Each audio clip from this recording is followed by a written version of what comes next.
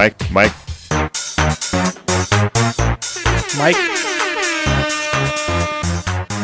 Mike on the mic. All right, so my level, I feel pretty good about. How am I looking over there? Good. Point that microphone at your face, though. Well, I was trying to get that's not the microphone. Look at the microphone. Oh, my bad. There we go. How's that? Good. A lot better. How am I looking on there? You're looking good on there. All right, I'm just worried now with the camera. If this needs to be so close to my face, which I kind of like. Yeah, you could go this way with it. Well, you know when I get talking to, I grab it sometimes. Right. Oh, yeah. I don't know what you're talking about. The microphone. All right, so this is going to be released after the Super Bowl. Man, what a great comeback. I've got to ask if you have everything turned on right now. Yes, everything is. I listened to half of another podcast where there was no power, and I almost destroyed my ears when it came on finally. And I just want to apologize to everyone. I probably should have said okay, in 10 seconds, this is going to come on. Just adjust your volume. Yeah, you've got a pretty big following now, so. It's crazy. Yeah. It's crazy. Yeah, we'll talk about that. Okay. But, man, what a great Super Bowl. Couldn't believe the Chiefs came back. They destroyed the Niners. What did you think about that game? Love Patrick Mahomes. Yeah, man. The guy's magic. Yeah, Janine Garofalo still can't throw a ball. Who's probably worse than Lamar Jackson in the quarterback ranks. What Chiefs Niners jersey did you wear? Did you wear the Montana Chiefs jersey or the Alex Smith Chiefs jersey? I'm getting a lot of mileage out of that joke.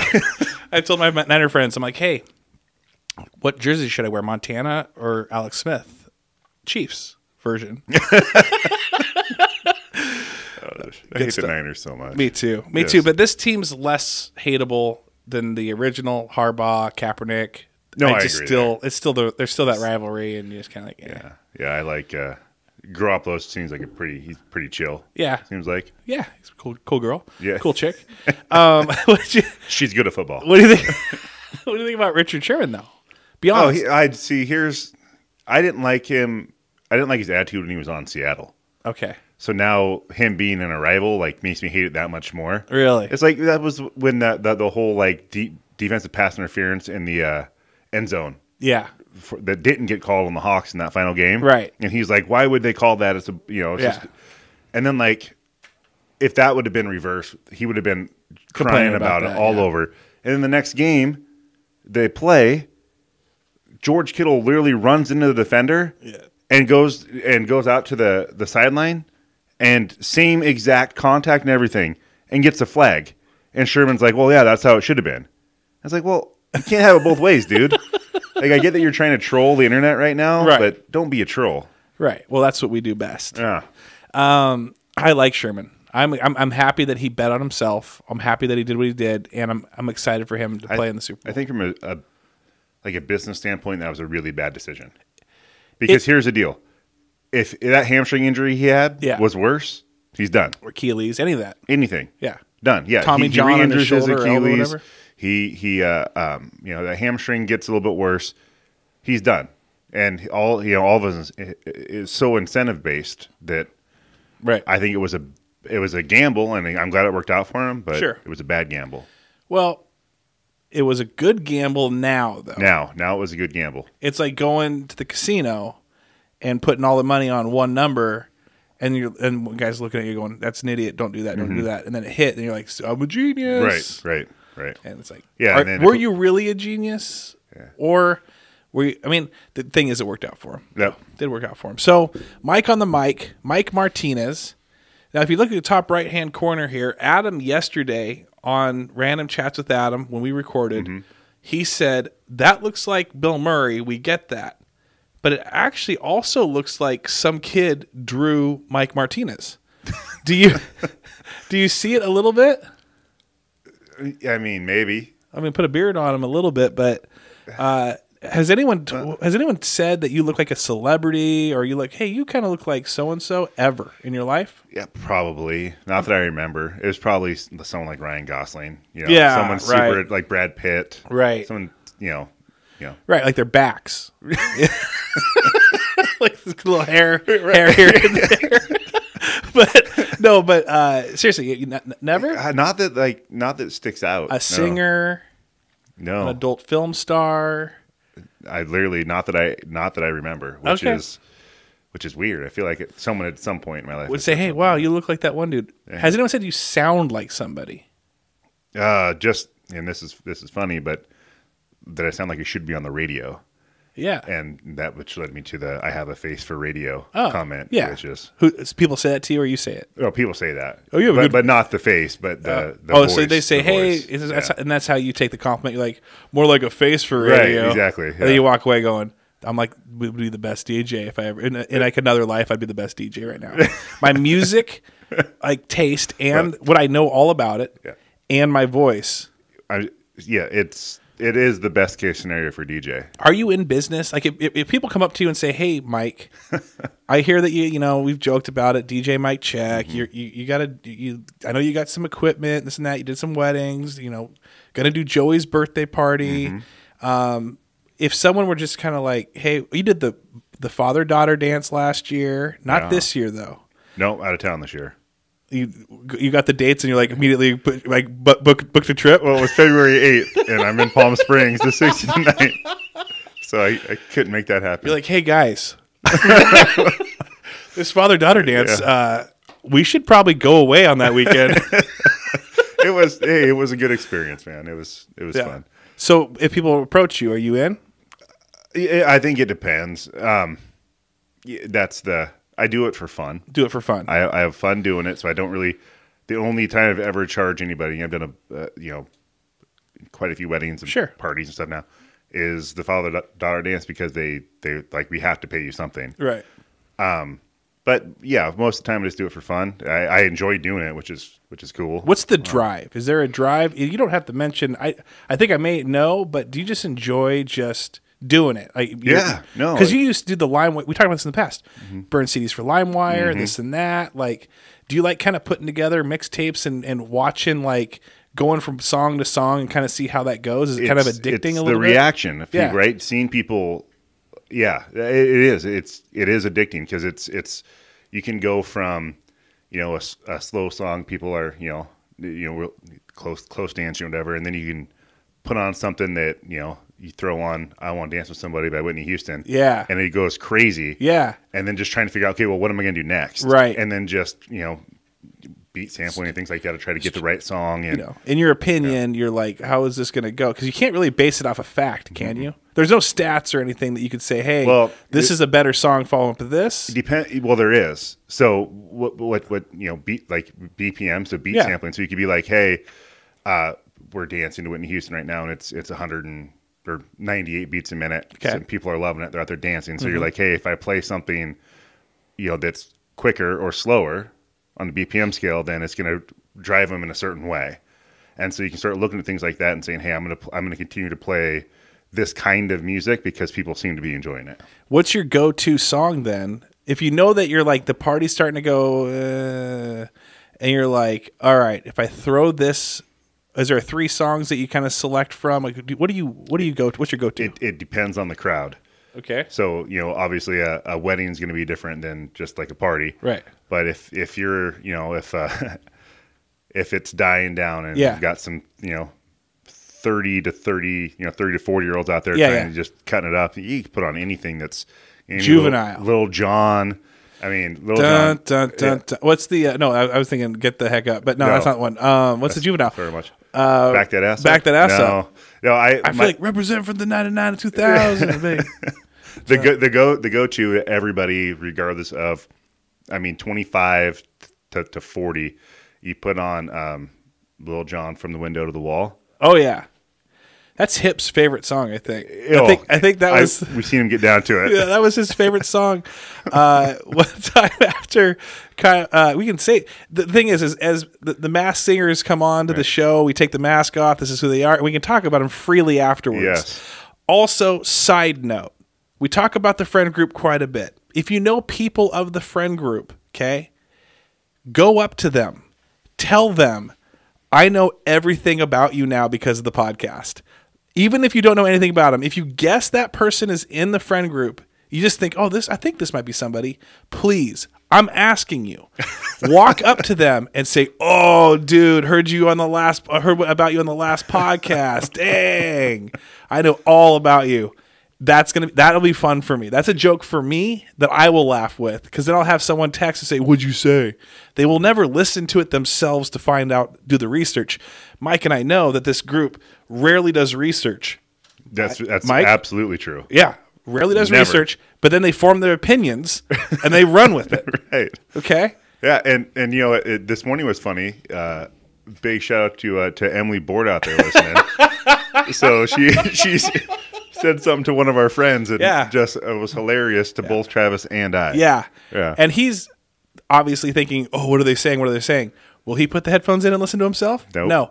I actually told him it was all about him. That last episode was all about him and one of our other friends. It was a 45-minute long just conversation him about him. Yeah. Yep. And I think he believed it. He's not picking up their phone call. Mike tried calling him earlier today, didn't pick it up. So, but anyway, so if we were talking about dancing, what was the thing about the friends? Oh yeah, one of our friends went ham after Kyle's wedding. Crazy. And suspenders. He had the suspenders and was just working those suspenders on the Maui room like an animal. Never seen anything like it. Never. Well, I did almost last weekend. Oh, really? When you were out on the dance floor of the Maui room. So, yeah, we had some horny goat weed, thanks to that listener. Yep. And I deleted the video of us taking the horny goat weed. Good. Just because it looked like we were just popping pills. So I'm like, if this is taken out of context, we can open the thing. Oh, hey, it's horny goat weed. Thanks, everybody. That's awesome. Ha ha ha. But then the next scene of us popping pills was probably not a good look. That's why I asked you, like, is that on Facebook right now? So if you're lucky to see it, it's not there anymore. We took it off. But the other one of him opening it, did you watch the one of you opening it yet? I don't have Facebook. I know, but you have other people that have Facebook. No, I have no. I'm okay. Not. Well, it was funny. It was pretty darn funny. Was it good? Yeah, oh yeah. Yeah, it was funny. So we thank you for that. So yeah, my wife went up there to sing Just Like Jesse James. Yeah. And I thought, I'm having a good time. I've got my phone on me. I'm just going to be the weirdest cameraman ever. Just make a music video right now. And I did. I swarmed that stage. I was underneath her. I was above her. I was to the side of her. I was everywhere. And as soon as we got done, Mike and Katie left. No, we didn't. They were like, we got to go. Yeah, no, it was funny watching everybody else in the bar though, like because it was packed. It was a boom night. It was a Mike Evans Maui room boom night. It was ridiculous. There were 100 people? Yeah, it was 150. It was packed. It was. I don't know if it's that many. You might have seen double, but I didn't go out. No, there was at least 100. Maybe. No, 80. We're getting closer. Damn it. Okay, I'd say it's up there. Yeah. I don't know. I have no clue. All I know is that I was seeing. You know what? It was packed. Like there was a lot of people on the dance floor. Oh, for sure. There was that wedding party came in. The Fringe. That's right. Yeah. Yes. And then there was that line. You couldn't get a drink. It was all the way out to the restaurant. The drink line. You're right. Me 30 minutes to get drinks. Everybody. Yeah, it was just like 5 Coors Lights. It was awesome. Left my keys there. Could not find my keys. Oh, you found them there? Got home. Replayed the video. I went straight to, I said, this is under review. I went under the hood. I pulled out my phone and I watched the Jesse James video. And sure enough, when I was on my back, just doing like the weird camera angles, I got up and you could see it was like a MSNBC like one of those like detective thing, like you could see, and it's highlighted down there. You could see the keys. They'd freeze it and like make it all gray, but then that would be the colored area. And so anyway, I went back on Sunday. They're closed on Sunday. So then on Monday, I completely forgot about it. But then Tuesday, I showed up. I said, "Hey, you got my keys?" And they're like, "You can check the stage." And checked. Couldn't find it. Left my number. And then someone's like, "Oh yeah, we found them." And so we got them. No, sweet. I know. Yeah, no, that was quite the effort. Yeah, by you. Thank you. Let's go back to DJing. I feel like this is the number one thing. 55 or older, you're playing Twist and Shout. I feel like that is bringing those people out there, and they're just twisting and shouting. They get lower. Yeah. Even the younger groups, they like that too. Love it. Yeah. Yeah. What's the one that you don't play? Everyone else wants you to play it, and you're like, I don't want to play that. Man, there's so many. Really? Trying to think of like the. I don't even. I didn't prep you on most of the time. It's things that people are like, oh, that's a great song, but there's 44 F-bombs, 3 N. People are dropping the N-bomb, and it's like I can't play that. Not even an edited version of that. Right. It doesn't make sense. Like, right. So as much as I would like to, I will not. And that's like where I was laughing about the DJ at your birthday party playing Pharoah Monch. Like, maybe drop out the radio version of that song would have been fine. Dun, dun, dun, dun. I get messages from Ashley Murphy. She loves the song "My Dick." She says that's great. We saw Rhiannon. I saw Ramblin' with Rhiannon. Haven't released it yet. She thinks it's hilarious. She heard the story about the bartender, and she's like, "You don't mess with that bartender." Oh, you don't. You don't. Like, that's a scary bartender. Like but then we got talking. Like, well, I think it's just because she is kind of scary. But we're cool with her. We were in there last weekend playing it a bunch. Dude, last weekend was cool too. I don't know what happened. So did you go out to dinner with your neighbors? No. So neighbors called, and then they're good. They're good people. Yeah. And Katie and I were in Auburn, and they're like, "Hey, we're going to the Lee," and we had a sitter, and I'm like, "Well, you're going to my home, right? I'll be there, right, in 30 minutes." And so then I text you guys, and you guys said we're going to show up, and then I guess I don't know. I just kept buying rounds for everybody, and everybody just stayed. Yeah, that was cool. Thank you. No. It's always nice to get rounds bought by Mike. I'll tell you that. It's always like, hey, Mike's at the Lee. Whatever we do, we got to get there. It's free drink. I have no idea. Well, and I bought everything in the Maui room too. I have no idea how much money I spent on drinks that night. And that means it means you make enough money that it doesn't matter. Well, no, I just it was. I mean, I remember going up there. I was like, I need 12 Coors Lights and an 8-pack of White Claws. I was around and some Winston lights. Do you have any cigarettes back there? I need some Salem. I just need what are the menthols? No filter. No filter menthols, please. Let's go. Give me an old English too. That's too funny. Were you hurting the next day? No. No. Jamie was hurting. I wasn't hurting. Neighbors were hurting too. Were they? Yeah. They had a fun time. They did. We got kind of like, we knew Mike and Kate were going to be there. Shout out to the neighbors. They're cool people, so it didn't really bother us. And plus, we had Bobby there, too. So it was cool seeing Bobby. But we went and sat down in this booth. When I got up from the booth, we were about to leave, Jeremiah Mills came up. Mm-hmm. He's like, dude, love your guys' podcast. You guys are awesome, hilarious. Everything you guys do is great. Very nice of him. Not even his friend on Facebook. I am now. So I shot him a friend request, boom. And then I was walking out, saw Thad Streeter and his friend, and Thad's like, dude, that episode you had with my brother and Aaron about Aaron Mayer and the She-Rod. And if you guys haven't listened to that, that's the most downloaded episode. We want Mike's to be the most downloaded, right? But Aaron's right now it's like 550 something downloads. Crazy.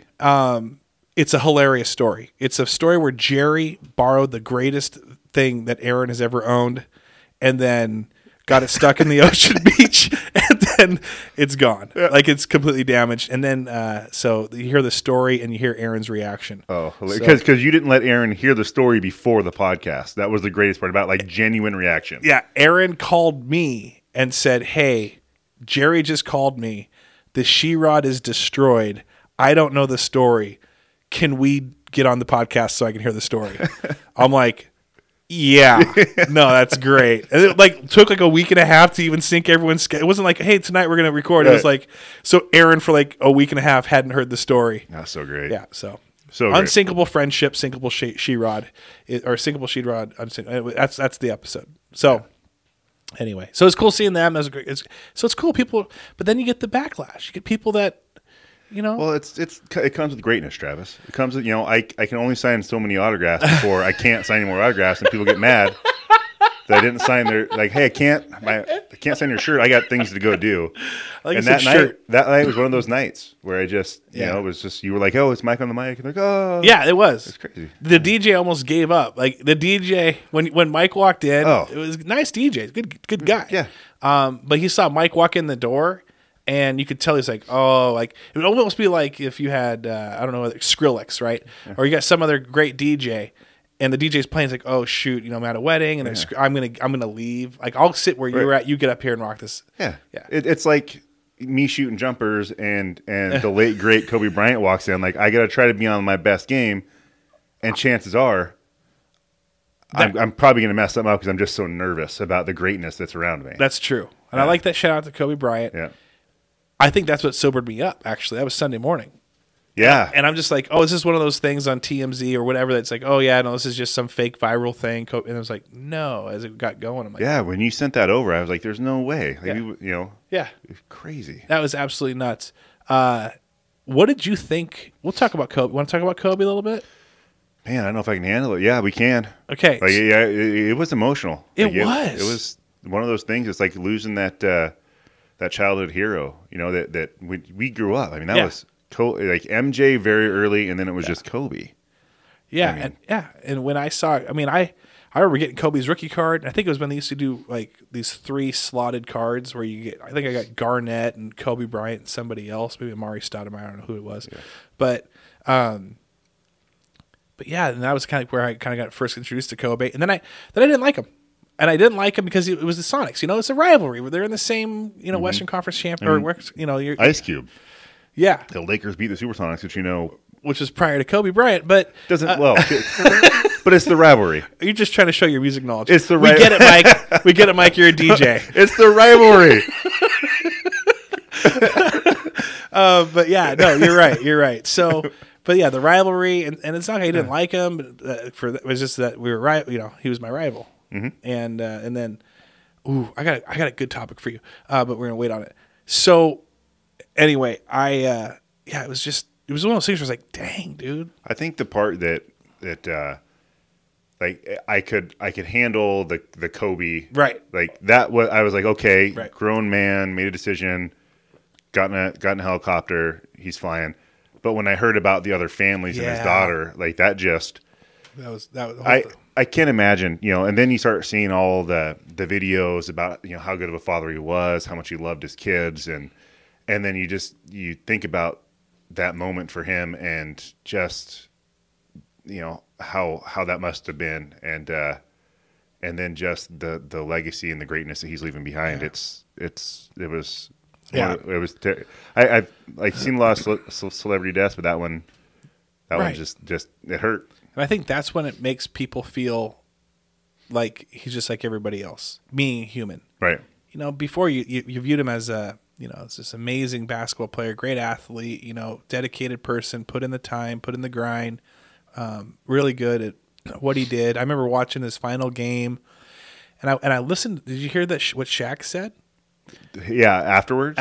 Yeah. He hadn't talked to Kobe since his final game when he said, score 50, and then Kobe scored 60. Yeah. Shaq hadn't even talked to him since then. Which was crazy because Shaq's son was talking to him. Right. Right? Yeah. Yeah, and it's just one of those things where you start thinking about, like, your own people in your life, and, man, I need to, you always hear that reminder, hey, hug your kids, hug them close, this and that, but it was just one of those huge reminders. Yeah, it's just one of those things that just puts it all into perspective. Anytime. Yeah. Right? Anytime. Anytime, any day. Sucks. Just make sure you're right. Yeah. Make sure you're right. Absolutely. So, right. Yeah. So anyway, well, thanks for listening. No. But we've been there. We've coached our own kids. We've done all that. The thing and this is a DJ moment too. Madden, I think she was like 8 or 9, my daughter, who's now 16. But when I used to coach her basketball team, like 1st, 2nd, 3rd grade, it was like, for me, did I coach her team? I coached her team once and mostly coached Kane's team. But we would drive there, and she got to sit in the front seat. And that was a huge thing for her. We weren't going too far, so front seat. And we'd listen to Kanye's It's Amazing because she loved It's Amazing. And that would be her psych up song. Dad, can we listen to It's Amazing? Did your kid have any psych up songs that you guys play to kind of get them going? Oh, they both have a song. Actually, Addie was she actually likes Pharoah Monch, the edited version. Mine? Yeah, Get Up. So she cranks it up before in the car. It's the edited radio version. So Addie, don't think that you know that song well enough to play the unedited version at your birthday party coming up. Right. So that's what her jam before she gets before every game. Loves it. Yeah. Jalen's kind of a little bit more. She's a little bit more like not one specific song, but All I Do Is Win by DJ Khaled. Yeah. She listens to that all the time. Wow. Yeah. Those are fun. Kane's was Hip Hop Is Dead by Nas. I think it was by Nas. Yeah. And so that was his. I think Megan's was like I'm a Barbie Girl. I'm just kidding. Okay. But she didn't play sports. What was she getting pumped up for? Shopping. Yeah, shopping. Going to the mall. Going to the mall. Yeah. But I also looked at my memories, speaking of the father-daughter dance. So Madden was in 5th grade, and she did not want to go. She's getting to that age where she didn't want to play in the father-daughter or go to the father-daughter dance anymore. So it was like one of her last games, and I said, listen, we're driving there. Listen to It's Amazing. I said, I know you don't want to go to the father-daughter dance. You kind of get, this is kind of getting too old for you maybe. But if you score 8 points in this game, then you don't have to go. And so she went to the game, and it was the best game I've ever seen her play. Like there was times there's one where she anticipated the ball being passed. She stole it, fast break. She wasn't good with her lands. Fast break, stopped, like pulled up jumper, gathered herself, edge of the end of the key, the top of the key, just boom, swish. And then she was just stealing, rebounding. I think she scored about 16 points that game. But on the 8th point, when she scored the 8th point, she looked dead at me in the crowd. Just looked at you and just shook her head, just like, and mouthed the words, I'm not going. Just points you the whole way. Just nope. Nope. And I didn't know how I should have felt. Well, I was like so proud of her. And I'm like, I guess she played her heart out to not go to this thing with me. It's the best I've ever seen her play. She doesn't want to hang out with me at all. It's fantastic. Listen, I'll never talk to you again if you score 24 points. Oh, no, that's what I have to do with Jalen, too, to get her. She's just not that aggressive, so I always got to put some incentive in there to. What's her incentive? Anything. Like, literally, like, if she wants to have people over that weekend, like, I'll let you have so-and-so over if you can score 14 points or whatever. And yeah. So, but she does pretty good. And she's having a really good year this year, yeah. Yeah. And you're coaching that one? I'm coaching that one. Is she listening? Are you having the... Yeah, it's always hard with your own kid. Yeah, like she'll want to tell you something, but at the same time, I'm definitely more hard on her than the other kids because I can, you can do it. Yeah, you're not gonna have some coach yell at you, "Hey, shut up!" Right? And I'm like, just the ref. Exactly. And did KP? He told a story. Did he tell the story where he almost with a ref where he got teed up or thrown out? Yeah, he got tech foul. Yeah, I forget what it was. Next time he's on, we got to ask him that one. But yeah, he got teed up by a ref as a coach. It's tough out there. I found myself last game. It was a really bad call. Like right in front of me, where I was right in front of our bench. Our girls had the ball thrown in, and the rule when you throw when someone's throwing the ball in, you got to give them a couple feet of space. Right. This girl who's Gardner is literally out of bounds with her, like Gardner. And they call 5 seconds. So I'm like, can she get some space to the ref? And the ref's like, what do you mean? I'm like, you got to give her some room to throw the ball. I was kind of like getting aggravated. I'm like, you know what? These kids are out here. Yeah. They're trying their best. Right. But I did tell my player immediately, I want you, because they got the ball thrown in from the same spot. I said, I want you to be up in their face. Be out of bounds with them. Yeah. That's what I was like, just get right there. I like that. That's a good call. So, yeah, it's fun, though. I enjoy it.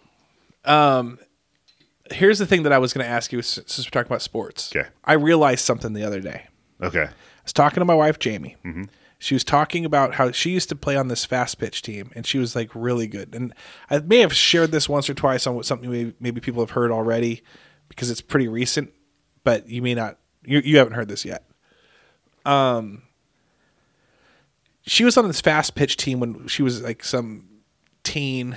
And they would travel all over, play in these national tournaments, go down to Vegas, this and that. And so I was pretty impressed by that. And I was like, hey, did you practice a lot? Like, did you throw the ball around with your dad or your mom or your brother or anything, after school? And she's like, no, we never practiced.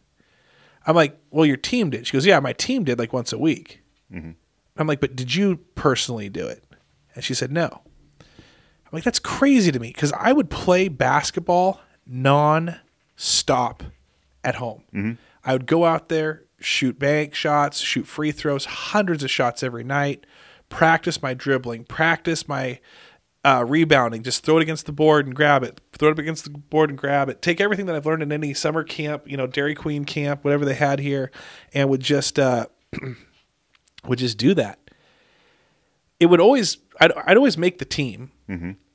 but I would actually start being like, I'd probably be either a starter or a sixth man starting out the season. Eventually, I would always fall off mm-hmm. to being like always benched. I was a better. This is before. This I'm talking about freshman team. Mostly, freshman team, I wasn't close to being the starter. I think I broke Andy, your brother-in-law's wrist at O'Day on accident. I went for a rebound and I bumped him out of the way and he landed on his wrist and he broke it. I think everyone hated me, but I realize now at 38 that even though I put in all the work, like I put in more work than most people, it got me. I couldn't ever go past that second level. Mm-hmm. I couldn't raise my game up anymore. Did you ever have that? Did you ever practice something so much that you just couldn't? I mean, yeah. So, I mean, obviously, if I mean, that's hard to answer because I never really focused on. In high school, I played basketball, but it wasn't my, I wasn't like a TB or somebody right. who like, this is what I'm going to go do in life. Right. And they put the work in. Right.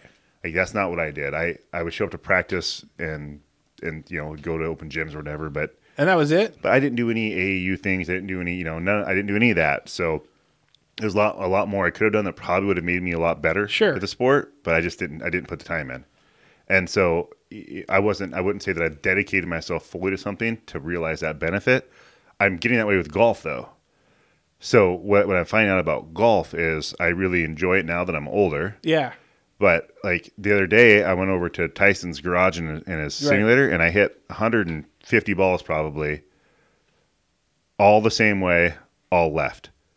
Could not hit a straight shot. And I'm like, this is what has happened to me for the last, few months of playing golf. I can't get the ball straight. So I'm like, but I've got to figure out how to. This is like damn it, I got to figure this out. Right.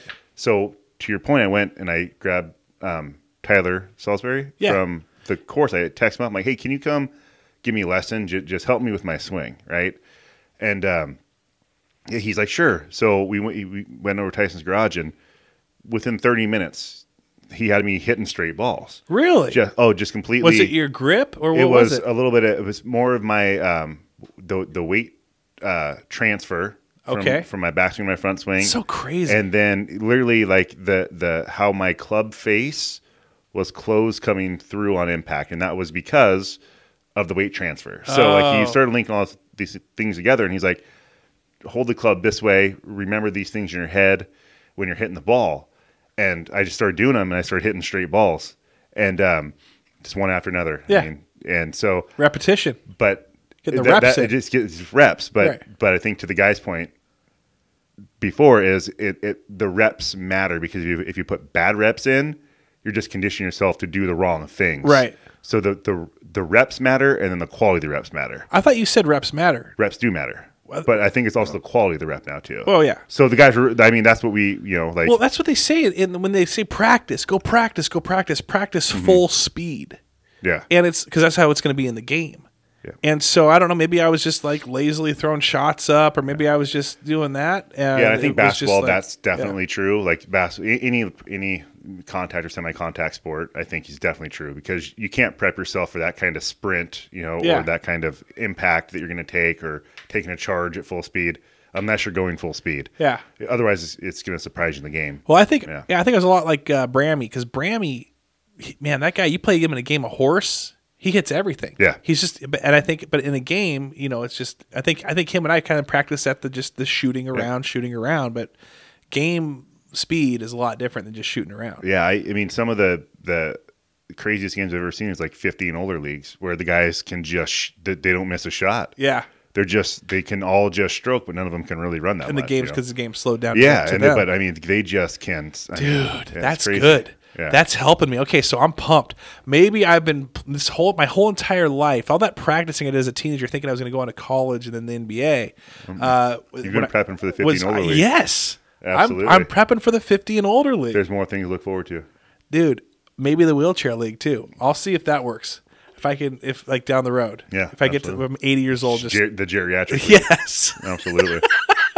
By then, everything will be all digitalized. But and golf, playing virtual reality. Golf doesn't. That's the part about golf that it's the most frustrating thing in the world. Full speed, half speed, doesn't matter. No, right? It just. But that's one of the things. Was like he was telling me, and I didn't know what he's like. 80% is as good as 100% in your swing.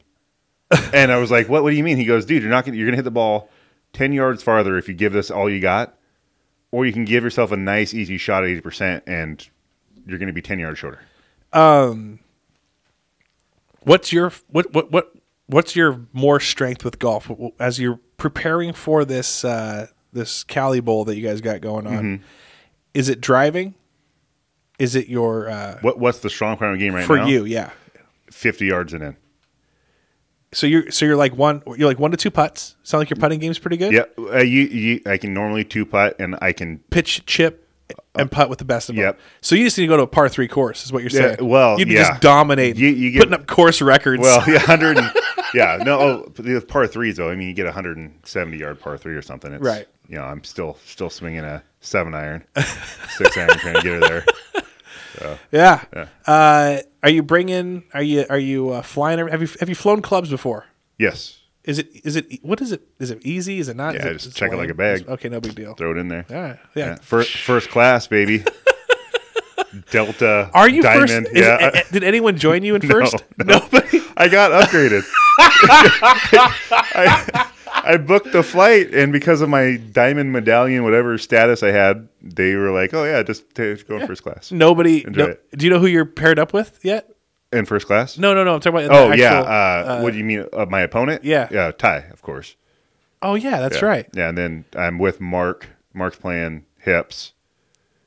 Eli's playing TB, and Tyson's playing Kyle. I hope Emily's writing these things down. Emily, if you could write these down and then go up to anybody that you know of those names and then just tell them, just say, hey, I heard you matched up with Eli.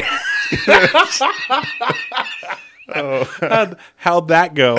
Oh, man, I love it. I love that people listen and then go up and say, hey, heard about you. Because that's what we need. I want that. I don't care about all that. Well, that same kind of exhilaration you get. What do you keep looking at? My wife is sending me, "What do you want for dinner tonight?" text. Oh, sorry, I'm trying to figure out trying to record a podcast. I know. No, I mean that's what you should tell her. Like, hey, do you know who I have in the studio right now?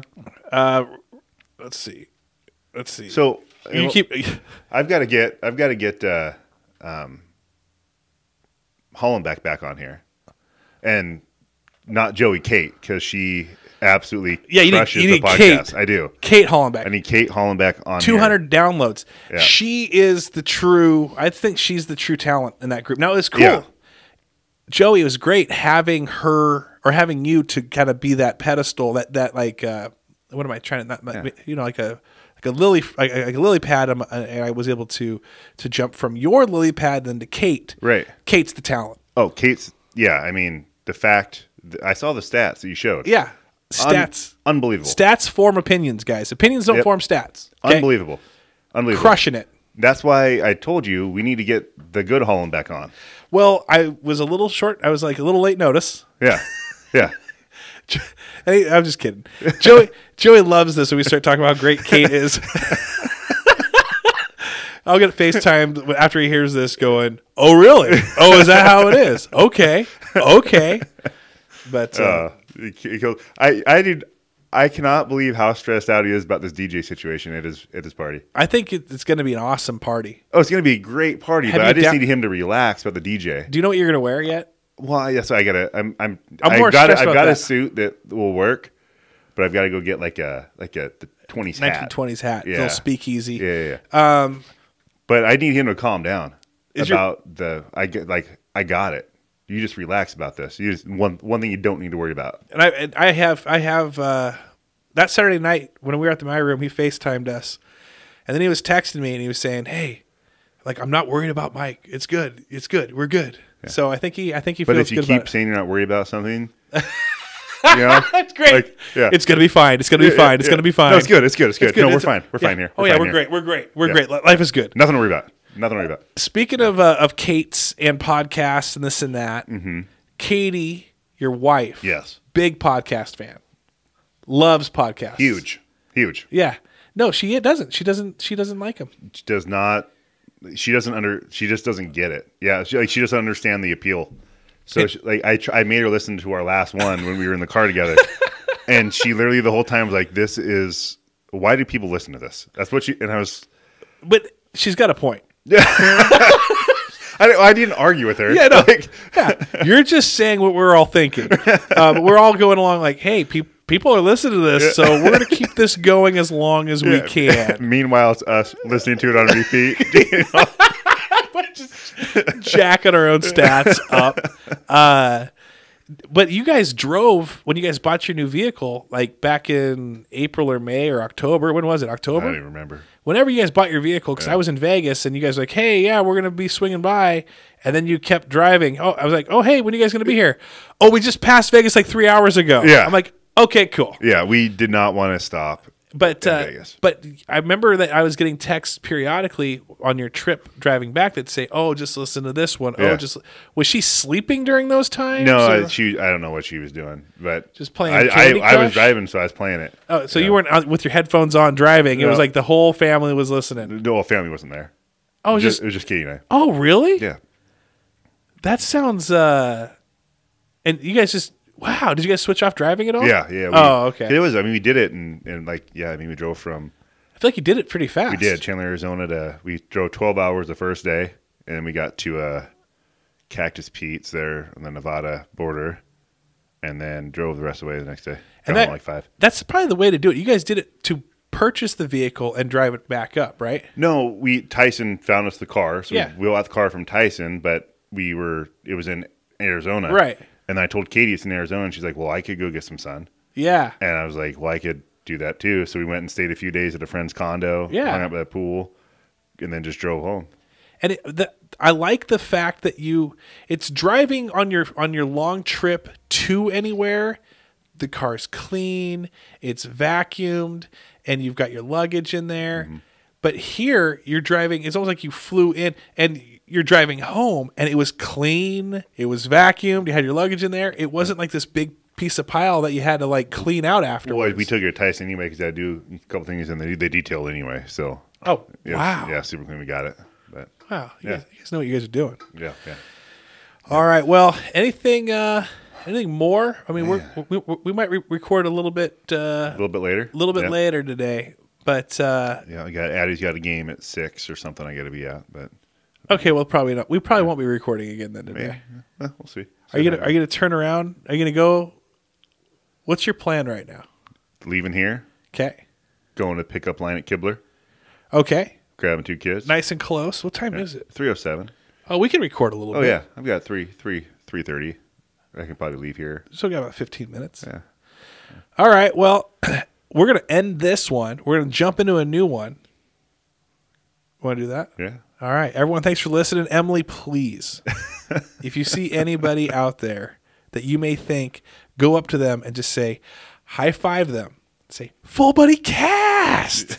I heard about you. Everything. Yeah, we're going to have to drop off stickers to Emily, too. Oh, dude. Yeah. We might mail those out to her, too. Yeah, absolutely. Be great. She's a loan advisor or something like that, right? Mortgage consultant. I used to do that. I used to be a mortgage consultant. Did you? Too. Yeah, for like 2 years before that. Yeah, I was one of the people that sent all the paperwork. That sent America into a recession. I'm dead serious. I got in right at the end of the bubble before the bubble busted.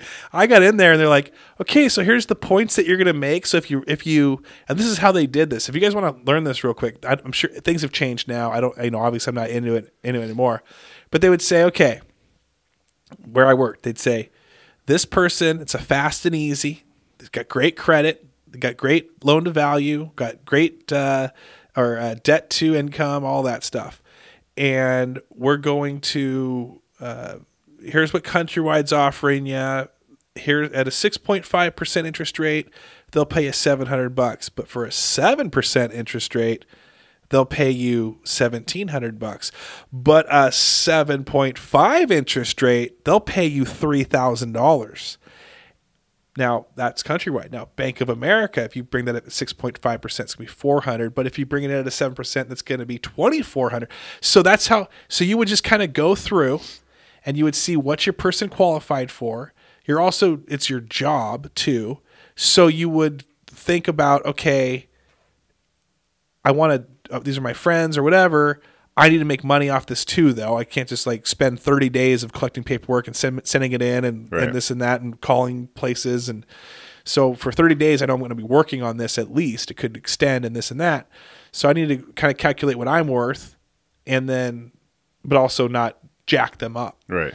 So I was fair. But I knew other people that were like, just giving it to people. Oh, dude, just absolutely like, oh, that's why. Hey, you qualify for an 8%. Awesome. That's good for you. That's good for you. Right. When this person could have qualified for a 6.25%. Yeah.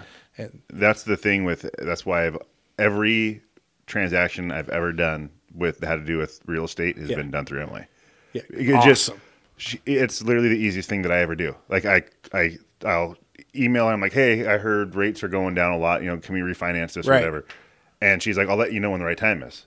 And then I just wait. And then she'll want to email me like, hey, now's the right time. Let's go. And then it's just done. Wow. I mean, it's literally that she makes it unbelievably easy. Well, that's good then. Yeah. And so Emily, we just gave you like an advertisement for free. Right. Yeah. Right. We did. Yeah. That we didn't mean to do that. So what we want in return? Do we want you to pay us anything? No. No. Here's what we need is Emily to come on the podcast. Yes. That's what we need.